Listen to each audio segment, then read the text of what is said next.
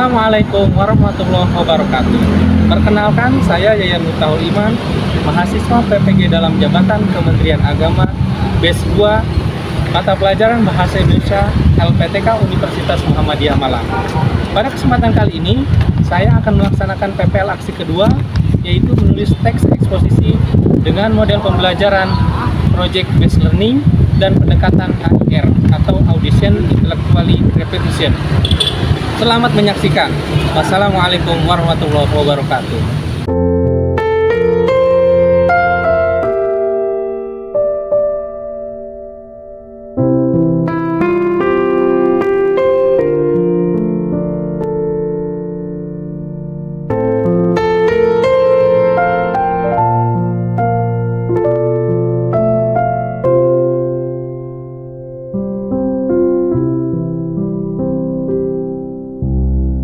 Assalamualaikum.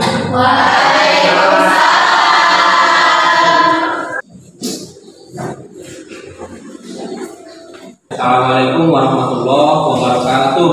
Waalaikumsalam warahmatullahi wabarakatuh. Amin. Pada hari ini kita bisa kembali dalam kegiatan pembelajaran bahasa Indonesia di hari Jumat, ya.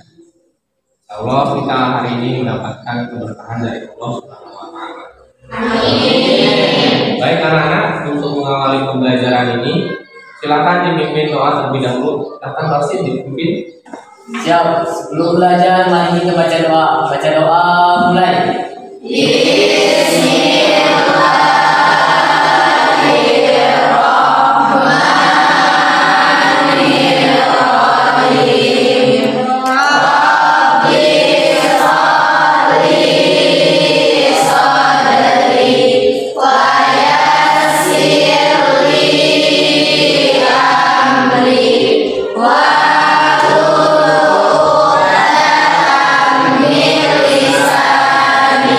Baik, sebelum lanjut ke tahap berikutnya, terlebih dahulu Bapak cek kehadiran dulu, ya. Jadi yang disebutkan namanya silahkan tunjukkan tangan. Abdul Rasid Hadir. Akmal Meja Hadir. Ajar Naila Putri Hadir. Siti Asma hari ini, ya. Tujuan kalian datang ke sini, ke madrasah ini, yaitu untuk apa? Untuk belajar. Belajar tentu harus diniatkan dengan kesungguhan hati. Ya, kesungguhan hati untuk menuntut ilmu, datang ke sekolah, kemudian ikuti semua kegiatan di sekolah dari awal sampai akhir. Bagaimana pesan Nabi bahwa kita sebagai umat Muslim diwajibkan untuk mencari ilmu. Kewajiban mencari ilmu itu dari apa? Dari buaya itu sampai anak-anakku, pada pertemuan lalu kita sudah pernah bertemu, ya. Pada pertemuan lalu, ada yang masih ingat tidak? Kita bahas tentang apa? Coba salah satu sebutkan aja materi apa? Izin menjawab, Pak. Jadi materi kemarin itu membahas tentang teks eksposisi. Teks eksposisi adalah teks yang memuat informasi yang berupa fakta dari hasil pengamatan. Hari ini, insya Allah, saya nanti akan menyampaikan materi hari ini, materi baru, ya. Kalian nanti hari ini akan diajak untuk menyusun teks eksposisi. Nah, eksposisi itu apa sih? Ada yang tahu tidak? Menjawab, Pak. Eksposisi itu yang bersifat objek dan mengandung informasi berupa fakta. Nah, betul. Di salah satu cirinya eksposisi itu adalah sebuah paparan yang bersifat pengetahuan, Informasi. yang apa? Coba Naila lebih dijelaskan lagi seperti apa posisi itu. Jadi itu berupa paparan yang bisa mendatangkan wawasan dan pengetahuan kita. Nanti kalian saksikan video terlebih dahulu. Nah, sebelum menyaksikan video, Bapak ingin tanya dulu nih. Sudah siap semuanya ya? Udah. Apakah video yang nanti Bapak tayangkan itu mempunyai informasi yang bersifat pengetahuan? Artinya ada sebuah informasi yang disampaikan dari video itu ya yang bersifat pengetahuan dari kita yang tadinya tidak tahu menjadi tahu. Nah, itu. Yang kedua, bagaimana urutan penyampaiannya? Apakah dari hal yang umum dulu ke hal yang khusus, ya? Jadi penyampaian informasinya dari hal umum dulu ke hal yang khusus. Dan yang ketiga, ya, apakah nanti penjelasan tersebut termasuk eksposisi? Ya, coba nanti ya simak ya baik-baik. Halo adik-adik semua, perkenalkan saya Kak Amalia dari Universitas Indonesia Badan. Kali ini kita akan belajar mengenai metode pelestarian lingkungan, terutama lingkungan sungai. Nah, adik-adik sudah tahu belum Silakan disimak baik-baik ya. Bagaimana caranya dan apa dampak lingkungan kita? Simak penjelasan berikut ini dan jangan lupa tunggu video ini sampai habis ya.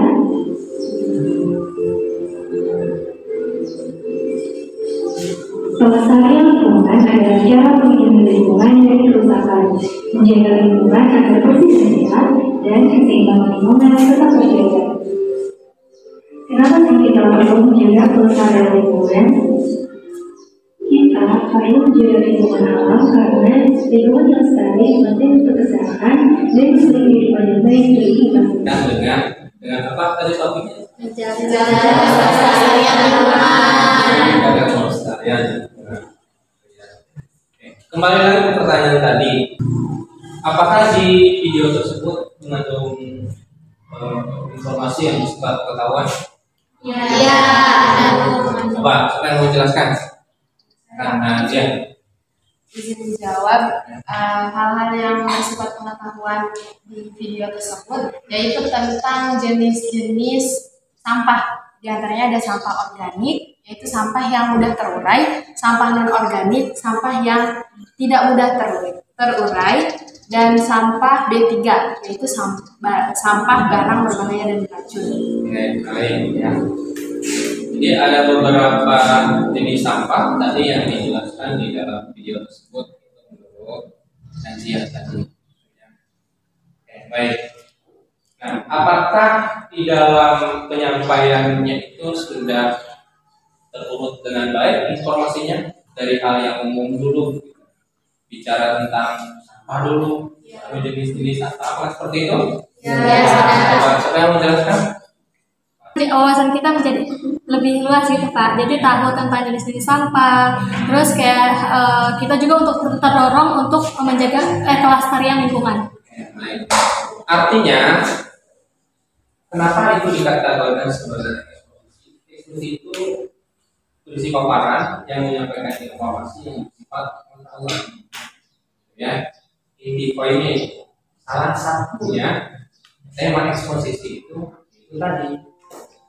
Menjaga pelestarian lingkungan. Ada yang mau bertanya sampai sini?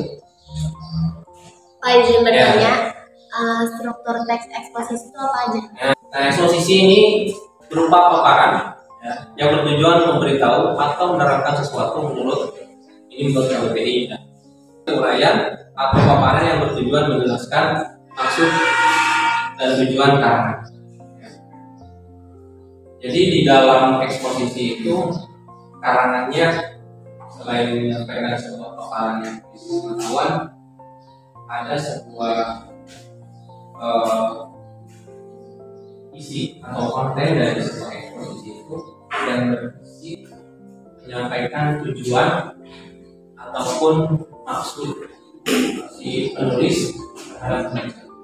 Menyusun teks eksposisi, pertama-tama menentukan yang baik ya. Sekarang kelompoknya penduduknya sudah berdasarkan kelompok masing-masing. Selanjutnya Bapak nanti minta di pertemuan pertama ini kalian membuat sebuah mengerjakan sebuah tugas.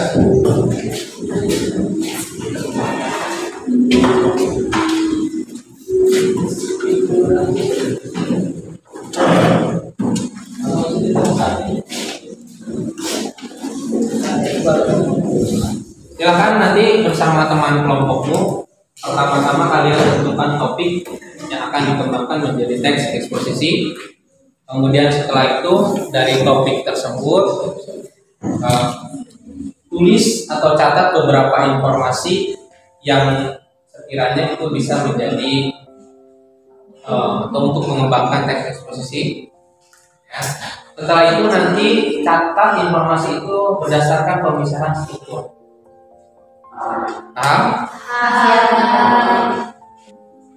Jangan lupa ditulis nama kelompoknya. Jadi pertemuan hari ini kita itu cukup sampai dengan menentukan pengembangan gagasan dari masing-masing struktur.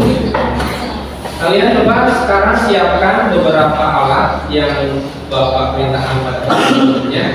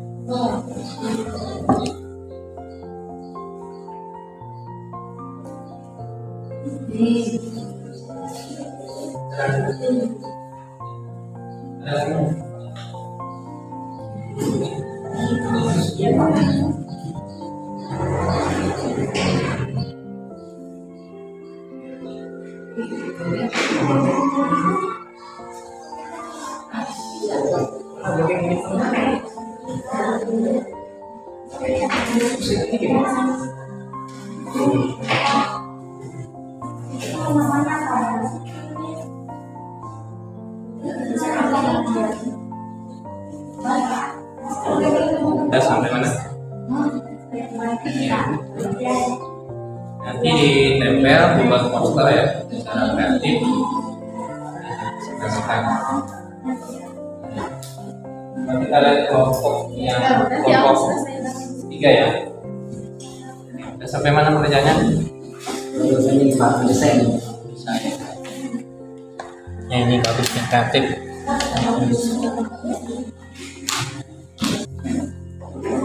Ini udah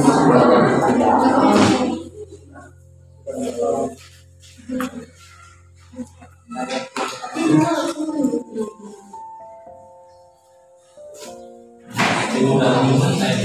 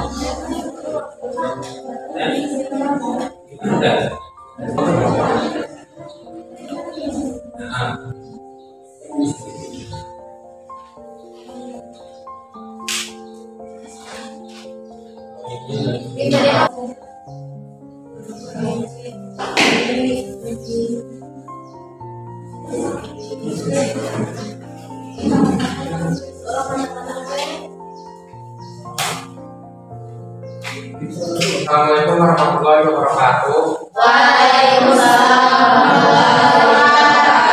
Kami dari kelompok 1 dan perkenalkan nama saya Malaysia dan ini anggota kelompok saya.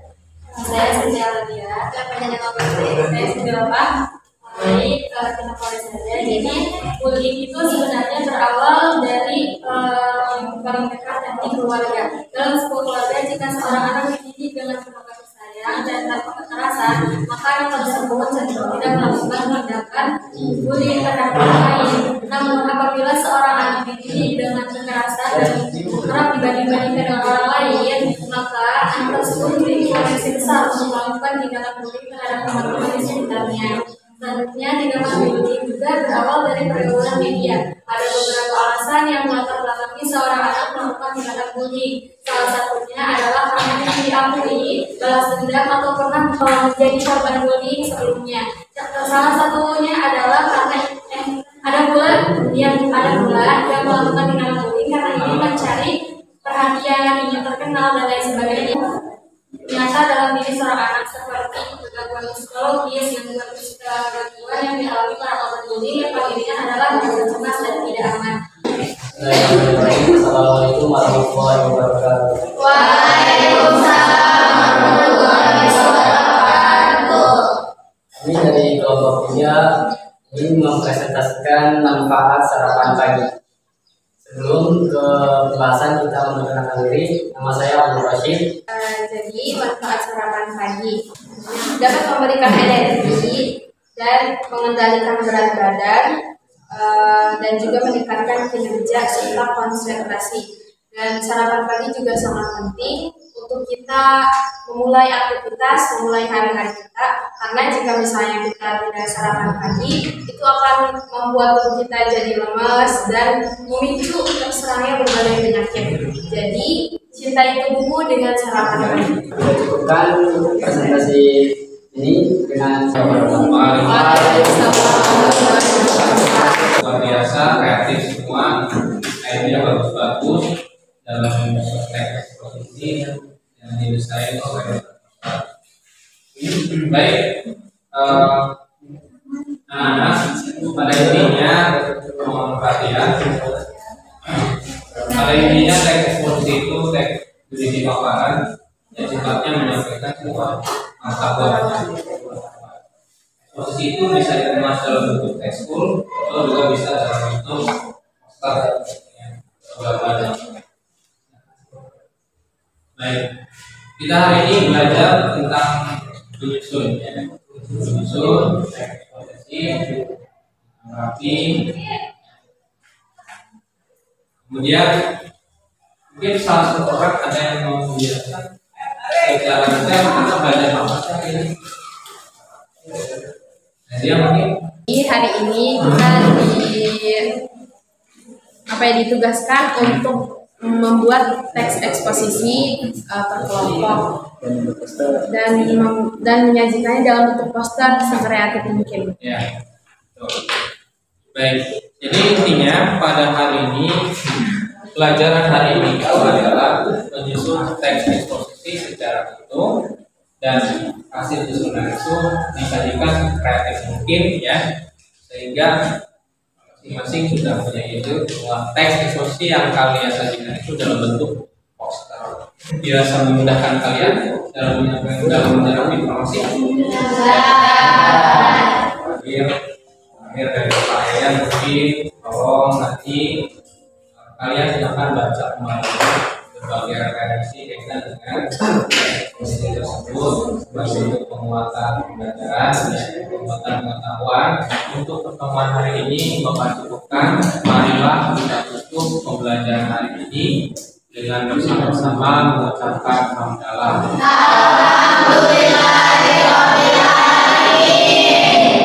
Assalamualaikum warahmatullahi wabarakatuh.